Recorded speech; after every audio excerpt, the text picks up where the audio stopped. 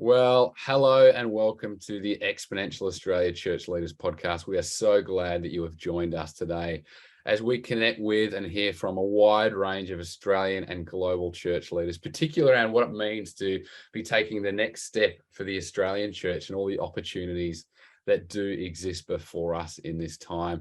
And today we are so overjoyed to be welcomed and joined with Jason Perkins. Jason is a figure that many may know in the Australian church. He is currently the network director of the Irresistible Church Network. He works closely with the likes of Emotionally Healthy Spirituality, as well as Right Now Media, if people are familiar with Right Now Media. But ultimately, his great desire is to work with leaders to reach their goals, but not lose their souls, which I think is quite a profound idea in this moment in the Australian church. But Jason, we're so glad that you would be with us today. Thanks so much for your time. Mate, it is an honor. I mean that. It's a privilege to be a part of what you guys are doing. I remember the first conversation we had, I walked away so encouraged as a kid of a church planter, so a church planter's kid. Watched my dad planting churches here in Australia, and to hear what you guys are on about, man, I was just super stoked, so encouraged. So thanks, mate, for allowing me to be a part of the podcast. Yeah. So good. Well, hey, why don't just to start off with today, Perko, you just give us a bit of an introduction to who you are, where you've been in life, what has brought you to where you are today, and then I'm sure that'll give us some opportunity to ask around some of your particular passions and hobbies for church. Yeah, mate. Yeah. So I was, my story started before I was born. My parents actually moved from the United States, from Colorado to Adelaide, sight unseen. They had never been to Australia before in their lives, but had this passion of starting churches in Australia to reach the pagans of the great Southland. And so they came to Australia in the early 70s. I was born in mid 70s in Adelaide to American parents. So I've got this Australian-American dual citizenship thing going on, but born and raised here in Australia. Moved to Sydney fairly quickly. When I was about 5 years old, my dad started a church in Parramatta, went on to plant a church down in the Southern Highlands and down in Canberra. And so he's been doing that for 50 years here in Australia. So that was kind of my upbringing, pastor's kid, but even more specifically, church planter's kid. And then went to university in Sydney, went to UWS, University of Western Sydney, and I got a phys ed degree, actually a PE degree, before I went on to study theologically with an organization called Word of Life. And so, yeah, studied here in Australia and over in the US, got into Christian camps and conferencing with Word of Life, this Christian camp and conference organization that's in about 85 countries around the world. So got involved with them right out of university after I got married. And so my wife and I have been married for 22 years now. Amazing. And we've got 3 kids. We've got a 21, 19, and 17-year-old. So we are fast approaching the empty nest stage. Like, we're launching adults right now into the world, which is a fun time of life, that's for sure. So yeah, so that led, with Word of Life, the camping organization, that led me to actually go to the US and work for them in New York, where they're based out of. Their headquarters is in upstate New York, in a beautiful part of the world called the Adirondack Mountains. And so we lived over there, worked over there for many years with Word of Life, but also simultaneously, I got involved in a tech company that was based out of Austin, Texas. And they were actually a financial supporter of our ministry. And we worked out an arrangement where for about 10 years, I was doing business development for this tech company based out of Austin 9 months of the year. And the other 3 months of the year, I was directing and running a camp and conference center in upstate New York. So had this blend of kind of the for-profit and the parachurch ministry thing going on. Ran into when we were in Austin, Texas, we started attending a church that was a church plant. It was about 9 months old when we started going to it. And that church was tightly connected with another church in Atlanta called Northpoint Community Church. Some guys people listening might have heard of a guy named Andy Stanley. And so that led to a relationship with Northpoint, which led to us moving to Colorado Springs, where I pastored I was lead pastor of a church in Colorado Springs for 5 years, and was a part of what people would refer to as the Northpoint Partner Network. And then number of churches in Australia about 2016, 17 started reaching out to Northpoint and the network just to learn more about what does it look like to create a church that unchurched people would love. And because I was the token Aussie in the network in the States, I got roped into the conversations, and eventually that led us back to Australia in 2019, where we came to help establish a similar kind of network, Charlie, here in Australia as to what they have in the States, but contextualized for our culture.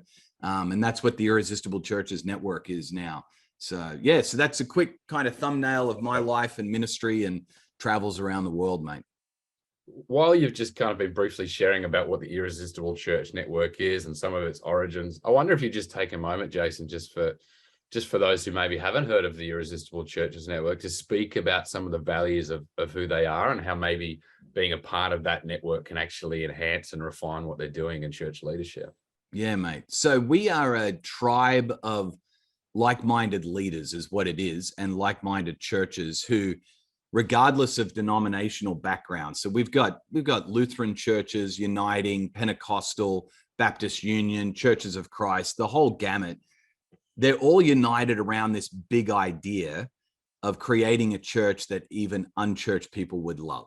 And we have a dream as a network. We have this kind of audacious dream that every community in Australasia would have at least a church that is focused on reaching unchurched people.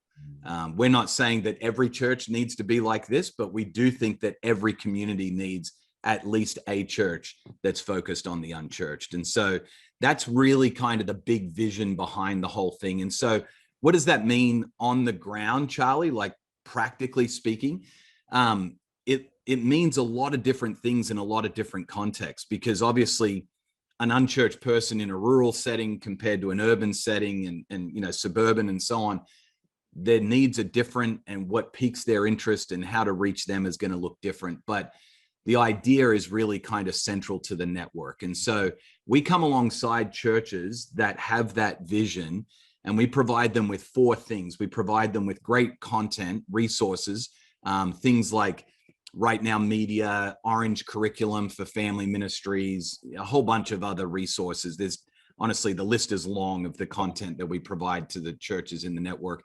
We also provide coaching in 7 key ministry areas. So lead pastor coaching, exec pastor coaching, kids, men, youth ministry, wow, service programming, even guest services. Like every area of a church, we have specific coaches that are designed to help churches grow in that area. And then we provide connections, so peer-to-peer connection, so learning from other like-minded leaders. And then the last thing we provide, and this is the thing that I'm most passionate about, Charlie, is this area of care. We're just convinced that the health of the leader is going to really drive the health of the organization or the church. And so if the leader's not healthy, and this has been my experience, then the organization's not going to be healthy. And it doesn't matter what you're doing, it's going to fall apart. It won't last. So we provide a lot of care to the churches, the church leaders in the network as well. So yeah, that's kind of it in a nutshell. Amazing, Jason. And I just heard recently, Mark Sayers on his Rebuilders podcast was talking about this move away from institutions to networks. Yeah. And the idea that particularly in church leadership, we actually need networks in order to flourish and to be healthy. And I was so encouraged when you and I had connected at another time, particularly around some of your ministry journey, like what that idea of emotionally healthy spirituality looks like, your experiences, what that's, even that great line that I mentioned at the start of our time together about, still being ambitious and wanting to impact the world for Jesus and wanting to, reach and attain certain goals without compromising on the health of our soul. Yeah. Particularly as that is such a pet passion and a heart of yours. I wonder if you would just take a couple of moments to share some of your journey, particularly in that space. Yeah. And even some of the reflections that you've been able to apply as you connect with other church leaders across Australia who are wanting to do amazing things, but making sure that we run the race well and that we don't, lose our soul in that process. Yeah. So Charlie, and for those listening, I am a recovering people pleaser. I'm a recovering ministry and goal addict. Wow. I'm an Enneagram 3. So if anybody's familiar with the 3, achievement orientated and want everyone to see those achievements. Yeah. And so I oftentimes joke about, I was the youngest director of the largest camping all these kinds of, cliches, because I was so achievement orientated. And I was doing it for the kingdom, but I was in a lot of ways doing it for my own kingdom as well. And so my journey, Charlie, I would say it this way, that kind of operating system, it actually worked for me for a long period of time. So in my 20s and 30s and even into my 40s, I was constantly being asked to help grow organizations or to do, something more, to take on more responsibility. And it was definitely working for a long period of time. But it was for me, when I took on my first lead pastor role, that the weight of that and the pressure of that began to really expose some cracks in my inner life. The way I describe it is this, Charlie: most of my training in life and leadership was geared around how do I harvest kind of the forest of my external life, but nobody had taught me how to tend to the garden of my inner life. Wow. Or if they had, I wasn't ready to receive it. I probably was given some training, but I just wasn't ready to receive it. And so it was in about 2016. I had just started at the church in Colorado. And that's a whole other story, where the church had plateaued. The guy that started the church, it had grown to a certain level and then it had plateaued. And so he was actually asked to move on. Imagine that, just because it's plateaued. Looking back, I'm like, oh, there's so many things not right with this picture. But long story short, they wanted somebody to come in and take the church to the next level of growth. Yeah. And a growth junkie like me was the ideal person to do that. But it also took me on this journey where we were seeing, Charlie, externally great numbers, like everything up and to the right, groups numbers tripling, giving numbers more than doubling, attendance more than doubling, expansion of facilities, all the stuff that, you would look at and go, oh, that's a healthy, growing church. But internally, I was being crushed by the pressure of the whole thing. Wow. And it came to a head, Charlie. One night I was actually on a walk with my wife, Kristen. We were going around the neighborhood and I was so angry at the situation I had found myself in. I remember taking my glasses off and I snapped them in half, threw them on the ground, and dropped an F-bomb at God at the same time. And my wife was like, you need to get some help. And I'm like, you think? So I reached out to someone, a guy actually named Lance Witt, who has become a great mentor of mine. And he's the one who really introduced me, Charlie, to this whole world of dealing with and tending to the garden of your internal life as a leader. And it exposed me to things I had never heard of, Charlie, like the contemplative spirituality. I made fun of people that sit around in silence and solitude, because we got a world to get out there and win. We got churches to build. We got communities that need help and so on. But anyway, it just opened my eyes to a whole other world. So that journey's been about 6 years now. And it's been a slow journey. It's not like something just happened in 2016 that changed, Perko forever. It's been a slow process over the years. But I would say, mate, I wouldn't go back to the old Perko and the old operating system any day. I'm so grateful for what's transformed in my life. And honestly, mate, I'd summarize it this way. You can give it all sorts of labels, but ultimately it's just learning the abiding presence of Christ in our lives. That's what all of these things around soul care and emotionally healthy leadership all point to, is how do we abide in him and how do we bear fruit out of that abiding life in him. So, yeah. That's so encouraging, Perko, and particularly from one who has been in the trenches and has kind of been, somewhat addicted to that way of doing things. And I guess there's two questions for me that spring up as I kind of think about some of the things you're saying. Firstly, what would you say to potentially a church leader that is listening today is maybe sitting in that position going, oh, I don't have time for that. That's something that I can do later, or, who may be addicted to that, the next thing that is coming. Yeah. And then off the back of that, what would you say to someone who might be thinking, how could I begin to explore that kind of soul care, contemplative spirituality, emotionally healthy spirituality? Where could I start in a process like that? Yeah. What's a great start? Well, the first thing I would say, and this is not biblical, I think this came from Miyagi-san in Karate Kid, maybe. The teacher will appear when the student is ready. And so I would just say I wasn't ready, Charlie, for many years. But unfortunately, it took close to burnout, close to like breaking down, all of those kinds of things for the student to be ready to listen. And you don't have to get to that point. Like, that would be my encouragement to that person that's kind of like, oh, here we go. Another guy talking about Sabbath, or another guy talking about slowing down, or another guy talking about fill in the blank. I was the guy that made fun of all that stuff. Wow. Because that's for people that can't handle it. But I would say this, Charlie, that eventually the health of your internal life will reveal itself in your external life.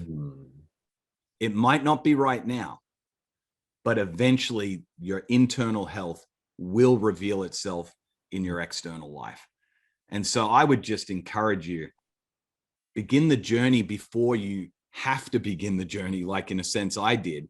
Begin the journey of really figuring out what does it look like to tend to the garden of your internal life. So there are a couple of resources, Charlie, that I would say were super helpful for me early days. Lance Witt, who I mentioned before as a mentor of mine, Lance was super helpful. He's got a great book called Replenish. And you want to talk about a guy that reached goals without losing his souls. I mean, Lance was the executive pastor at a small little church in California called Saddleback, and took this movement around the world called the Purpose-Driven Life and the Purpose-Driven Church. Like, he's the guy behind the global side of that. So we're not talking about people that just sat in monasteries and did silence all day or whatever. We're talking about people that have learned how to care for their souls while they're still doing what God's called them to do. So that was a great resource for me. Some of the people I'm sure listening to this podcast have probably read stuff from John Mark Comer, The Ruthless Elimination of Hurry, Pete Scazzero's material, Emotionally Healthy Leadership, Emotionally Healthy Spirituality, all of the resources from those guys. Dallas Willard has had a huge impact on my life and on my ministry. And then more recently, there's a couple based out of California, the Gaultiers, Bill and Christy from Soul Shepherding. Okay. They have had a real influence on my leadership and again, this idea of tending to the garden of your internal life. So there's a few resources there, and I'm sure if you Google those names and books and things, you'd find podcasts and things that are connected to that as well. Yeah. Amazing, Perko. Hey, one more question for us today, as I so appreciate your time and all that you've been able to offer us by way of your own journey and opportunities for the Australian church to really consider things that are before them in order to reach new people and to plant more churches, and to do that without compromising the most important stuff. I wonder what you would say, particularly as you do connect with church leaders from right across Australia, different tribes, different denominations, as well as, in the US, the UK, in some of your various ministry settings. What is your sense right now, just for the hope of the Australian church? Of course, we know that it is Jesus. We know there is a profound cultural moment kind of happening right now. And just like as the church does posture itself towards the future and the opportunities that are before us, I guess what I'm saying is what's hot in your spirit at the moment? Yeah. What's kind of, burning in your soul as an opportunity that the Australian church can really take on? Yeah. Well, I'm super encouraged, Charlie. Like I mentioned at the top of the conversation, growing up in a church planter's home here in Australia was like tough. I look at my dad and his generation planting churches in the 70s, 80s, 90s, and so on. It was tough going for them. It wasn't tons of people rallying behind them. In fact, I was thinking about Exponential and I'm like, man, I don't remember my dad ever having a conversation about like a network that just cheered him on and resourced him and encouraged him and all that. And so, mate, I am absolutely stoked right now for what is happening in the Aussie church and New Zealand as well, and other parts of our region. Like, I'm just so encouraged. And I'll tell you, the reason I'm so encouraged is there's a lot of unity, like across denominational lines. I'm seeing a lot of conversations with people just championing each other, which I think is fantastic, especially in the kind of what's known as the land of the tall poppy syndrome, where we're good at cutting people down and helping people stay at the size they should be. I just feel like there's a real culture of championing each other in the church, which I'm super stoked about. The other thing I'm really passionate about, as you've already heard, is this idea of being before doing. And so allowing what we're doing for Jesus to come out of our being with him, and making sure that what we're doing for him is sustained out of our being with him. And so I just sense there's a growing kind of a groundswell of leaders within the Aussie church and beyond who have that same desire as well. And so I'm just convinced that the future fruit that will last and remain for the Aussie church is going to come out of that abiding presence, where it's Christ in us and doing his work through us that will allow fruit to remain. So I'm encouraged by all of that. And I would just say, I would encourage anyone listening to the podcast to maybe answer this question, Charlie, for themselves.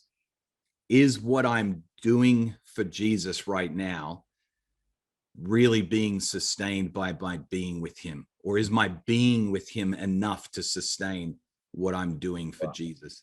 And I think it's a great kind of temperature check to just kind of remind yourself, oh yeah, that's right. Jesus said it really simply.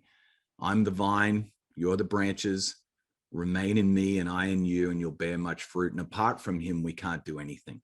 Wow. So yeah, that would be my encouragement and the thing that I'm most passionate about right now in the church. Amen, Perko. Hey, where could people follow up, some of the different ministries that we talked about today? How could they connect with those, with you ongoing? Yeah. So my personal website is just jasonperkins.com.